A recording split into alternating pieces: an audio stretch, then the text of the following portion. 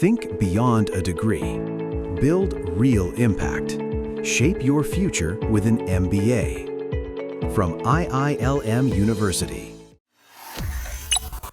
बांग्लादेश के बाद पड़ोसी देश नेपाल एक बार फिर हिंसा की चपेट में आ चुका है और भारतीय सीमा से सटे नेपाल के पारसा और धनुषा धाम जिले में हिंसा भड़क उठी है।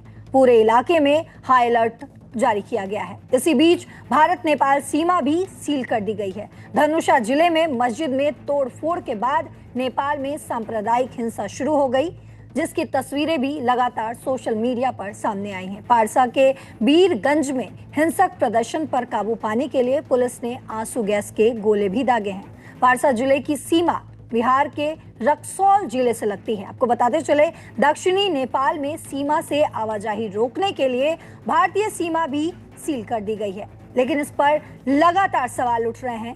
सर, आपसे समझना चाहेंगे, मेरे साथ दैनिक जागरण के वरिष्ठ पत्रकार नीलू रंजन सर जुड़े हैं। सर, आपसे समझना चाहेंगे कि जिस तरीके से सोशल मीडिया से प्रभावित होकर मुस्लिम समुदाय के युवाओं ने हिंसक प्रदर्शन करना शुरू कर दिया, हिंदू समुदाय के खिलाफ नफरत फैलाने वाले बयान भी सामने आए, तो क्या हिंदुओं को टारगेट करना ही इन प्रदर्शनों का मुख्य एजेंडा बन चुका है? क्योंकि इससे पहले हमने देखा है और अभी भी देख रहे हैं कि बांग्लादेश में प्रोटेस्ट हो रहा है, अब नेपाल में ये प्रोटेस्ट शुरू किया गया और अब वहां भी हिंदुओं को टारगेट किया जा रहा है। एक पैटर्न है, ये एक पैटर्न है जो बांग्लादेश में भी आप देख रहे हो, नेपाल में है।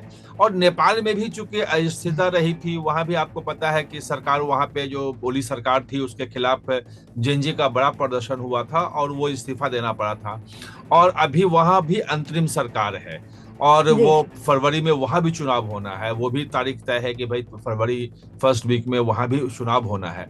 जो ये पैटर्न है वो यही है कि जो अगर मतदान होगा, चुनाव होगा, तो फ्री एंड फेयर अगर चुनाव होता है, जो भारत की हमेशा कोशिश होती है कि पड़ोसी देशों में हमेशा फ्री एंड फेयर इलेक्शन हो जाए और जिसकी भी सरकार बने उससे कूटनीतिक संबंध जो हैं वो बनाए जाएं।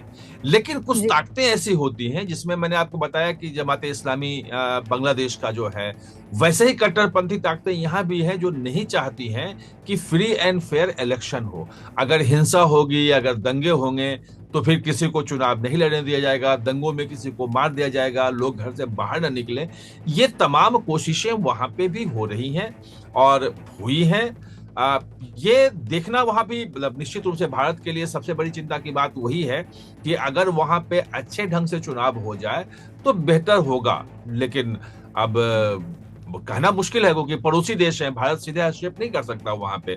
वहां के जो सेना है, वहां की जो पुलिस है, वही कर सकती है। लेकिन पैटर्न जो है वो यही है कि इलेक्शन को प्रभावित करना और सरकार को अस्थिर करना और सरकार में जो चुनाव आने वाला है उसके लेजिटिमेसी पे सवाल उठाना। ये तमाम चीजें चल रही हैं, ये बांग्लादेश में भी चल रही हैं और ये नेपाल में भी शुरू हुई है। लेकिन जो भारत की जो कोशिश है वो शुरू से, और प्रधानमंत्री ने जो वहां के जो अंतरिम प्रधानमंत्री हैं जो उनसे बातचीत भी की है, तो उसमें भी यही है कि एक स्थिर नेपाल जो है और नेपाल के लोगों का नेपाल।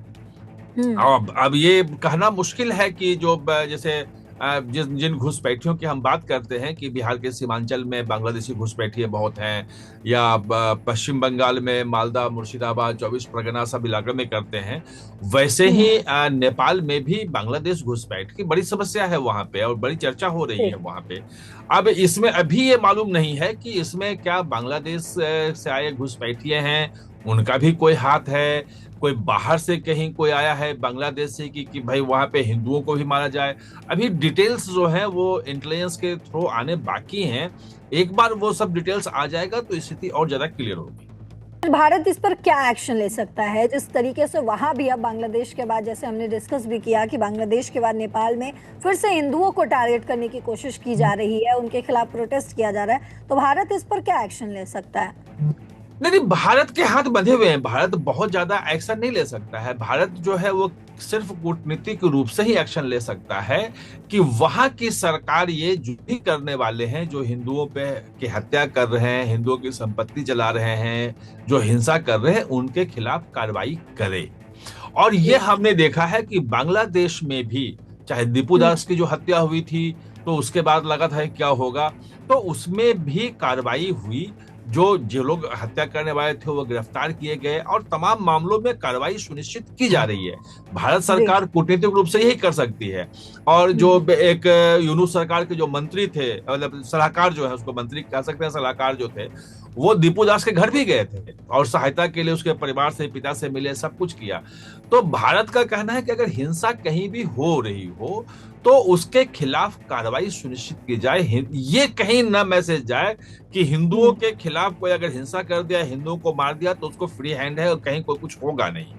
ये सुनिश्चित करवाना भारत सरकार का दायित्व है और कूटनीतिक रूप से किया जा रहा है। बांग्लादेश में भी देख रहे हैं कि जितनी भी आपको बिल्कुल। हत्याएं हुई हैं, जितने भी हिंसा हुई हैं, उसमें आप देखेंगे कि गिरफ्तार किए गए हैं, कार्रवाई हो रही है।